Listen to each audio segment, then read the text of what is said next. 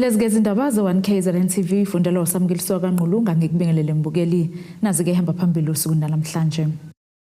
Ifihlwe ngesizothwa owashiswa eMgungundlovu, iANC ibhungene isifundiswa kanti ikhohlisana ihlomelene kuwobumbano. Bekulusizi lodwa emngcwabeni wowesifazane okusolwa ukuthi udlwengulwe emaqedo washiswa eSweetwaters eMgungundlovu maphakathi nelikaMthaniya. uNcamisile Zuma obeneminyaka engama-29 ubudala kubuka ukuthi ke watholwa ngasesangweni la kube seshonile ke pesashunqa intuthu waze wacinywa ke ngamanzi. Abasolwa kuleli cala abangomakhelwane bavele ke enkantolo yeMantshi eMgungundlovu isolo. Kuvuke umunyu emndenini, izihlobo nabangani bancamisile Mhlongo okusolwa ukuthi udlwenguliwe wabulawa wabe siyadlwengulwa njengoba namuhla ebebekwa endaweni yakhe yokugcina. Umfowabo uchaze ngosuku ashona ngalo. Ahamba ephathini ngicathi nje wabuya ntambama ngo-6:06 esezidleli inkambu zikaFaruq eseqhuba imbuzi. Bafike ke kwalala.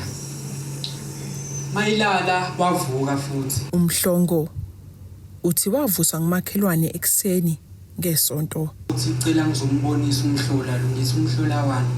Uthi hayi kunomuntu ovuthayo lapha manje nami sengingenwa amanzi emadolweni ngiyasaba ukudlula lapha ngicela ungidlulise. Hayi ngithi hayi ake ngihambe ngizoke ngizwe. Ngiphumeke nami. Hayi mangiphuma lento nje yenzeke nje phambi kwesango uzubona impela ukuthi labo siphila phambana nobhoko badlela emkombeni wempaka bakhwela phezulu kwendlu kuhle kwengcanga kodwa kulungileka sikho la ngiphumeke nami hayi mangifika awu nangu umuntu uyavutha ngempela hayi ngisondele mangibona ayobhaca abadabheli labana kanjani uhambe egqokeni mangisondela ngoba ingeke nami bengingagula bengihlambe ngiyaphupha kusazi ukuthi wayivuka siphe uyaphupha mangisondela hayi na kanjani udadewethu lo ngeke ngidide udadewethu ngiphuthumeke ngoba ngifice savutha ngiphuthume hambe ngolanda amacubane bengimthele ukuze aphele amalanga. Abasolwa bangomakhelwane balomndeni kanti kwakhalelwa kubona ngesikhathi kuzokala isigameko. Umana wayesememezayo kanti umana nje uyamemeza uyahamba uyokhala ubona babhebhezela ubona usiphila. Umana nje uyokhala kubona labantu abenze lento. Abantu esibathembe kangaka. Umhlongo uchazwe njengomuntu obese ishintshile impilo yakhe. Ungcami ubese ishintshile. Kanti ungcami ushintsha nje. uJehova usezokhuluma. Epha wayeseyakhuluma kabuhlungu. Wakhuluma kabi. Esibonile ngiyasaba. Ngiyasaba into esibonile ngomntakabhuti. Ngiyasaba esephumela amathumbu ngaphandle ngiyasaba. Ngiyasaba bathandwa benkosi ngiyasaba. Ezindabeni ze-1KZN TV ku-Ayanda Dube kuseSweetwaters eMgungundlovu. Hamba kahle ncamini. Hamba kahle njomani kaMgaba. Eyaduka iminyakanyaka yakuyisibuya nomdudukazana. Hamba kahle nqume zikaNonkolo ezesaba imlomo yanganqamuni. Hamba kahle mankodama. Hamba kahle makhulu mina amafakazana bekhule ebusuku. Ngithi hamba kahle ncamini. Isifundiswa emkhakheni yahlukene eThekwini izindlala ke izingqinamba esibhekene nazo kubuholi kubakhongolose KwaZulu-Natal njengoba leli qembu linochungechunge lwezikhulumo ngxoxo nabemkhakhe yahlukene ngenhloso ukuqhamuka namasu okuthuthukisa isifundazwe. Basathwele kanzima abamnyama emkhakheni wezomthetho kuleli lokhu kuvele ngesikhathi iqembu le-ANC KwaZulu-Natal lisingethe inkulumo ngxoxo nezifundiswa emkhakheni yahlukene eThekwini. The legal fraternity faces numerous challenges, for example, skewed briefing patterns and lack of quality state work for black practitioners in the main, who still remain on the margins of the profession 30 years after liberation. This is unacceptable. This and many other issues need to be part of addressing the imbalances of the past. The challenge we always have is that the political preference always overrides the competent candidate being selected for the position. which in turn, like we all know, even as we play a significant role in coaching, is that then there's always that discourse between the person being effective in the position, which ultimately affect all the other spheres of management. Kuzokhomleka ukuthi ubuholi bukaKhongolose KwaZulu-Natal busandwa kuhlelwa kabusha kanti buphume inqina yokubuyela ebantwini kwazise ukukhela kubantu ngezinye zezinto ezihlonzwe njengezaba impangela yokwehla kokwesekwa kwabo ngokhetho lwangonyaka owedlule.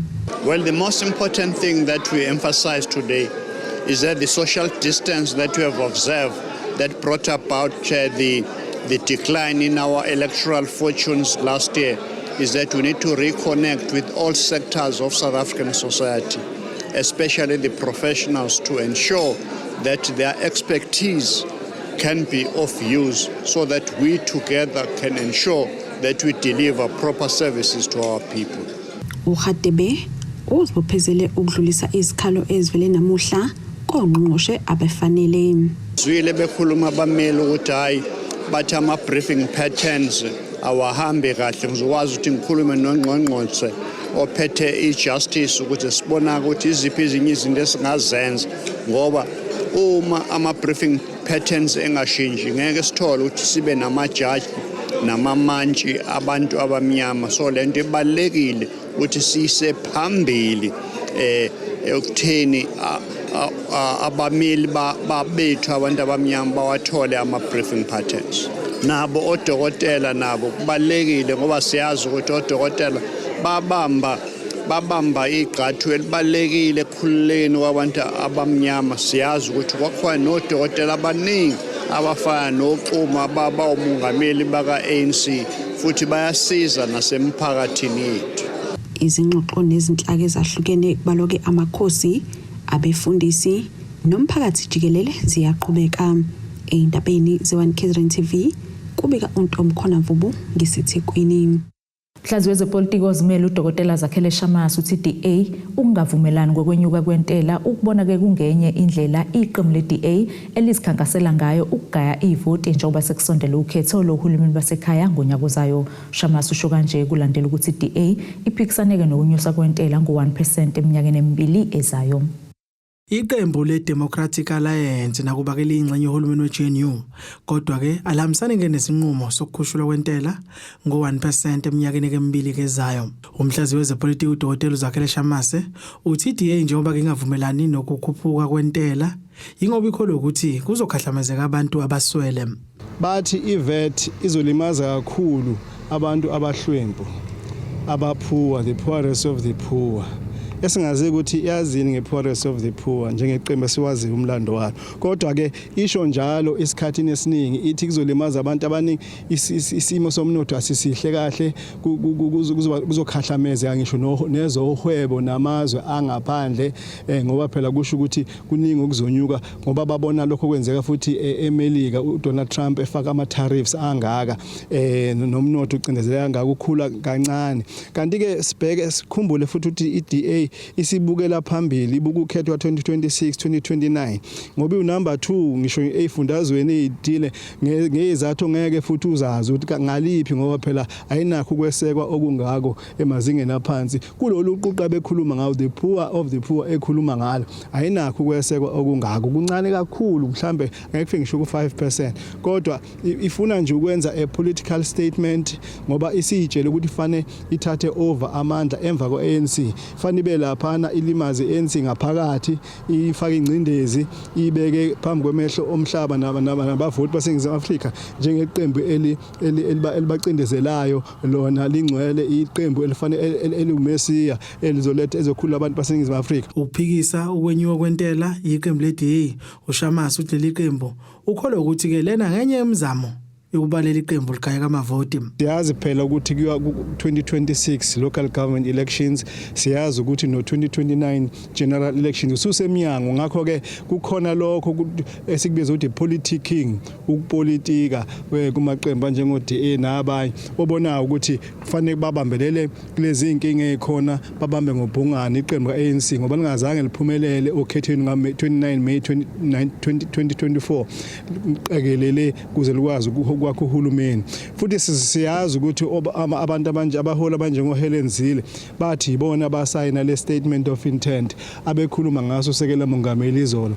ethi kungakho kwakho kwasani statement of intent ukuthi akubanjiswane uthi ku Helen Zille le statement of intent ukubambisana kwa-ANC ne-DA phela ngoba ANC aluwinanga ukhetha ayikwazi kwakho uhulumeni ngokwayo futhi ayibamemi ngokuthanda kwayo ifani abamema ngoba iphoqwa isimo somphumela wokhetho noma uhulumeni we-GNU ntengantenga kodwa ke mancane amathuba ukuba ke uhlukane phakathi asiboni kulula kangako ukuthi ungaphela wona ungaphela kube khona njengoba betshengisa ungancengi iqembu elihamba elisoqhulwini kulohulumeni kodwa akulula ukuphela kwalomshado ngenxa yokuthi khona nama packs phela khona ezindabeni ze1KZN TV kube inkosi enhle Mthembu empangeni bafuna ke usiza abantu abasuswa ngendluzulu ezindlini ezakhiwa uhulumeni eNewcastle ngonyaka ka-2014-2015 kwakhiwa ke izindlu zoxhasa endaweni eyayibizwa ngesihlala laba ke bathi bazibhalisela lezi zindlu kanti ke bathola nezincwadi ezibagunyaza ukuba bahlale kulezi zindlu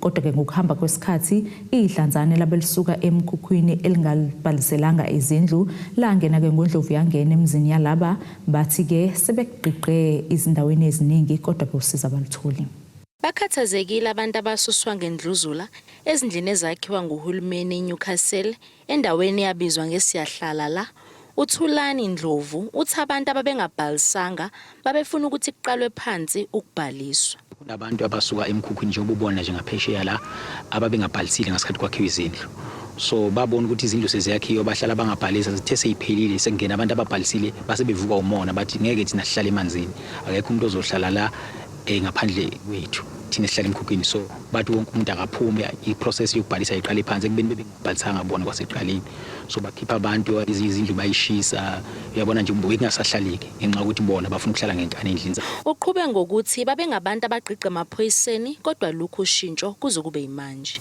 emveni kokuthi kusekwenzekile sesikhishiwe savula amacala emaphoyiseni saxhumana nama-ministers ahlukene but amacala ethi ayidrojwa mawufika lapha inkantolo ithi akaphume lo muntu akanacala kusho ukuthi umuntu onecala yimina ngimkhiphe engifuna ukumkhipha endlini ngayitholanga incwadi yokumkhipha endlini so amacala ethu onke sasinawo aphelela nje ashabalala wonke uphinde waveza ukuba sebephila kanzima njengoba beqashile kanti sekukude nasendaweni abasebenzela kizo yabona sisi abantu babeza la kwakuba mhlawumbe more than 100 umuntu azofika endlini yakhe afika nqonqothe bakhahlela iminyango noma baphulukhiye mawungaphakathi bakudonsa bakukhibele ngaphandle bathi phuma uyabona nje ba destroy so ukwenza nje kungahlali ngempela bephethe ucelemba amaphoyisa mayifika bewajikjele ifika ime ikhulume nabo bengayingini nje lezo zinto lezo ama processors ukuthi kube nokuthula but babengawenzi so nje la ihlala khona manje abanye bethu kakhulukazi abagcwelile abantu besifazane so abantu besifazane basheshe ukuthuka nengane abanye abasafuna ukubuya la ingane ziyasaba kwamina nje zami ziyasabuza la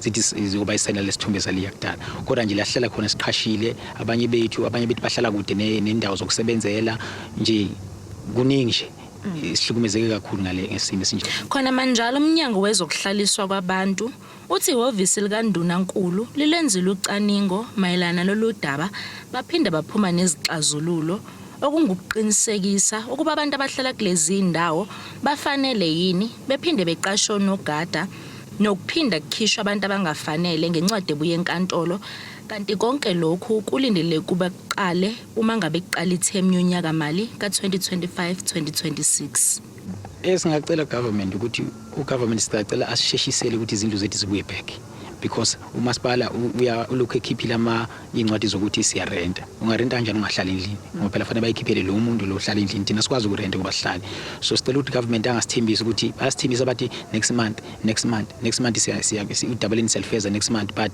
until now from 2020 bekuthi next month asikaze sizisizakala kumanje nje bathe izolo nge7 bayaqala but uthulekile nje ububona ubika uthobe kadladla ezindabeni ze1KZN TV ngise-Newcastle asithishelele etolo siqhubeke nazo indaba zethu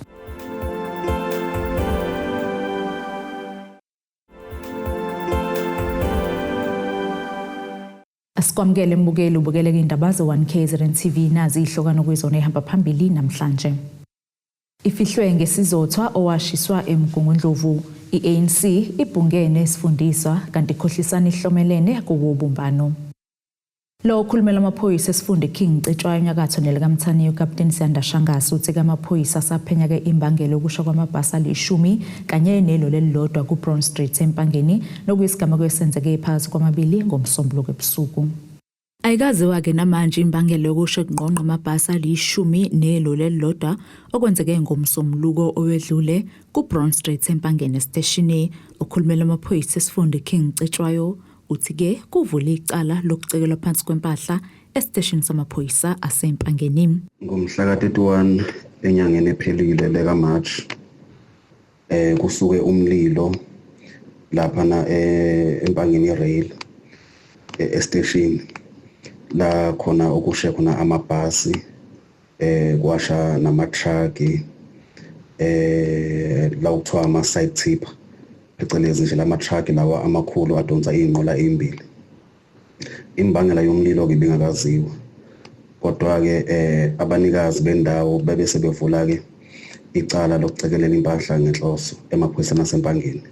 Lelo cala ke lizophenywa ke abaseshi bakhona la empangeni. Ushangase uthi akekho ke usaboshiwe kulesi sigameko. Akekho ke umuntu noma akekho umsolo obesaboshiwe kulesi sikhathi.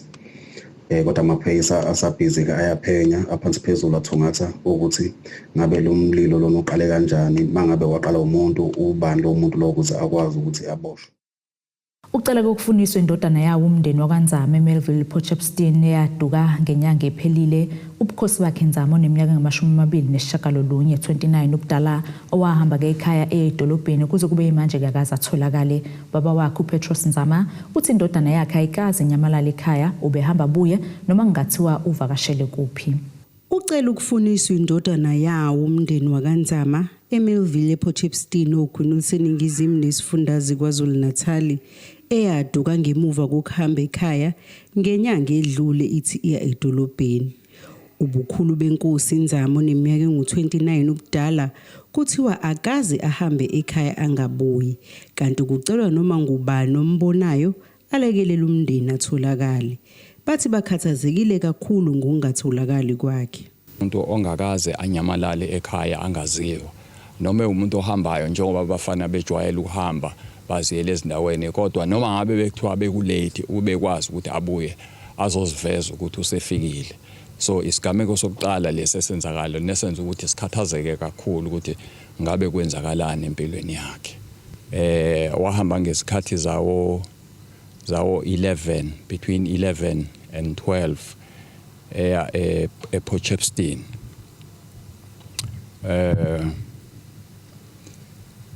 Ngamgcina ngaleso sikhathi ke ukumbona akabange esabuya ekhaya kwaze kwaba ngakusasa ngomhla ka-30 ngesonto. Ngibe sengithintana nabangani bakhe ajwayele ukuya kubona, bathi bamgcine ngawo umhla ka-29 ngezikhathi zawo 4 ntambama ethi uyabuyela ekhaya, akabanga safika ekhaya. Eqhuba uthi sebembheke ezindaweni eziningi akatholakali. Sizamileke ukuba simfune ngokuba siye esibhedlela khona isibhedlela sethu esilocal la esiPotchefstroom. Sadlulela nasemaphoyiseni mhlambe sinethemba lokuthi kungenzeka ukuthi mhlambe ngabe khona uganga akwenzayo wavalelwa. Masifika khona basibhekela, hayi abazange balithole igama elinjalo. Zasesizi nelisa ke ngokuthi singakwazi ukuthi siyobheka emakhazeni mhlambe ikhona into engase basitshele yona, mhlambe kube khona ukufanisa nakhona futhi asizange sihambe kahle, asange sithole lutho. Uthi likhona icala elivuliwe emaphoyiseni lokuduka komntwana wami. So ke sibe sesidlulela epolice station ngomhla ngolosithathu oliphelile lapho sireporte khona ukuthi silahlekelwe umfana, samchaza, savula ifayela khona, sahambisa nezithombe ukuthi bakwazi ukuthi mangabe befuna bakwazi ukubona ukuthi bafuna umuntu onjani.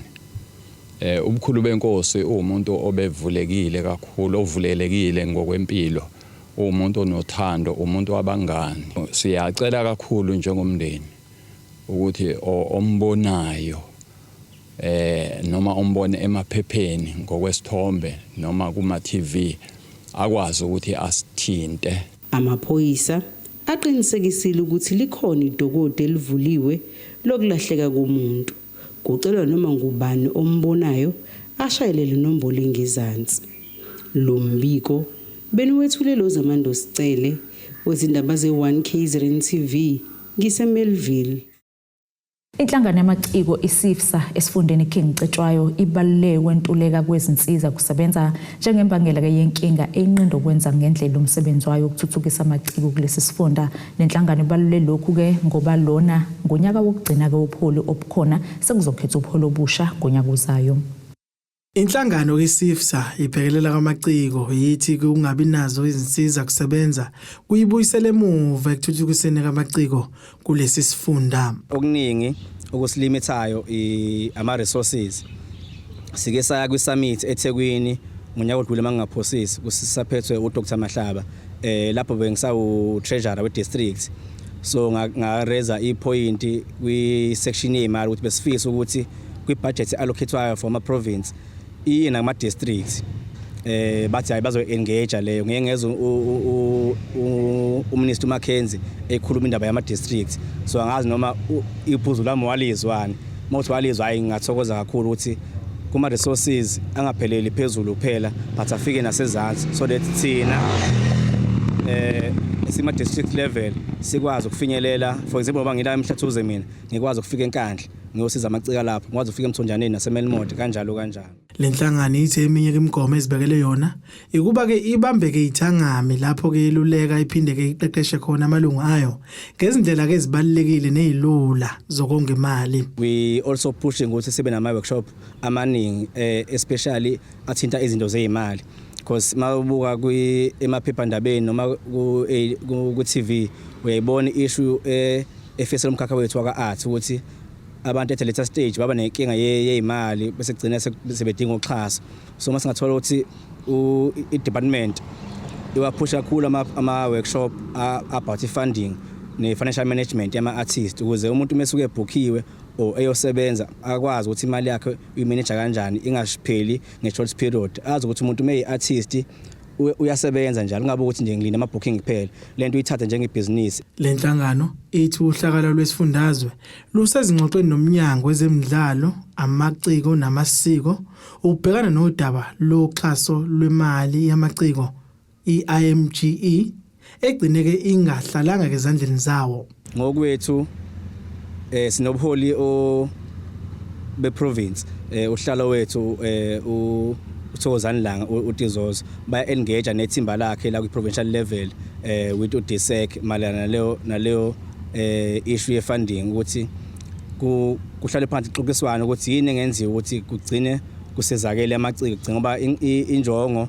ukusiza amaciko not ukuthi si uplift thina as ama leaders or abaholi, but we hoping ukuthi ngokuqhubeka ngoku-engage kwabo every now and then bazofika esiphethweni egcineni asizakala amaciko onke. Ezindabeni ze1 KZN TV kube uNkosenhle Mthembo eMpangeni.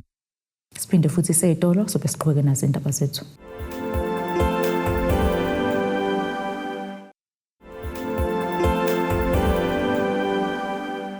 Asiphinde ke sikwamukele imbukelo ubusabukele zona indaba ze1 KZN TV sikukhumbuze bekuyizona behamba phambili usuku namhlanje. Ifihlwe ngesizothwa owashiswa eMgungundlovu, iANC ibhungene isifundiswa kanti ikhohlisana ihlomelene kubumbano. Ake sibheke ngosini yezomnotho.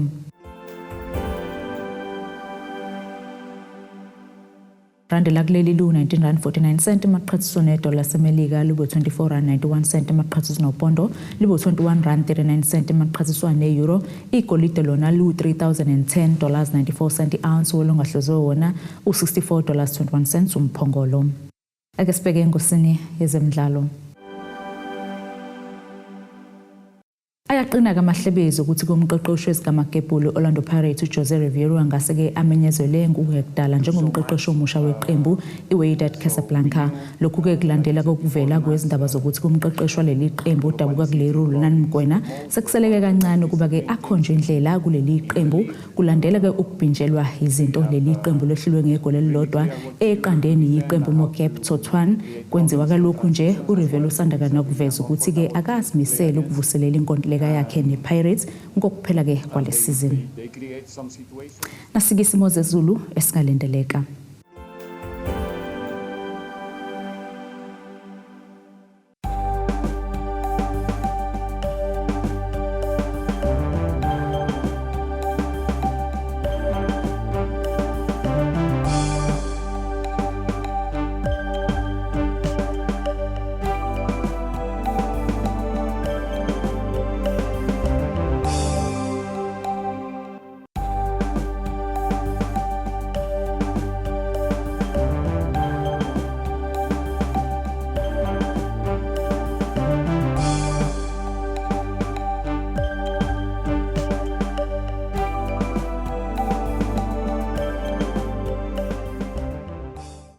Bukelekeza yaguqu bese kuphathele zona usuku namhlanje.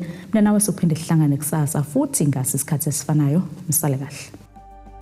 Abethuli bethu bezindaba baxhaswe iThulis Bayview Bridal. Ungabashayela kulezi zinombolo ezivelile.